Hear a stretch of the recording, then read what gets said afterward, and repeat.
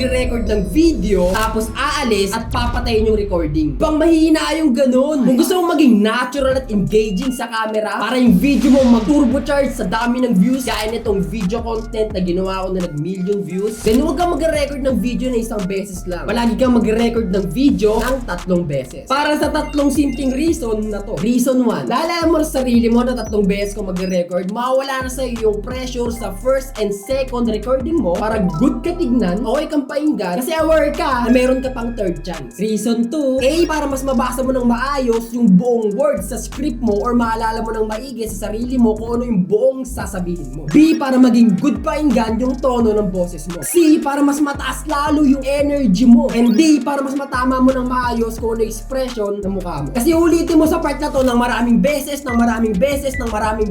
yung mga sasabihin mo. Hanggang sa alam mo na at nasabi mo na kung paano mo siya gustong sabihin sa harapan ng camera. Reason 3, dahil nag-record ka ng 3 beses, ibibigay mo ngayon yung video mo sa video editor mo. So sa editor mo ngayon, pwede niyang panoorin lahat ng 3 version ng video mo. At piliin yung pinaka-top pick niya doon sa kada version ng video mo. At i-combine lahat ng yun hanggang sa makabuo siya ng elite level ng style ng video recording mo. O alam ko, magkukusyum sa'yo ng ilang minuto sa recording process mo. Pero ito yung hindi kadalasan ginagawa ng maraming tao. Ganito ka magiging 10 step ahead sa mga competition mo. At ito yung reason kung bakit nasabi ko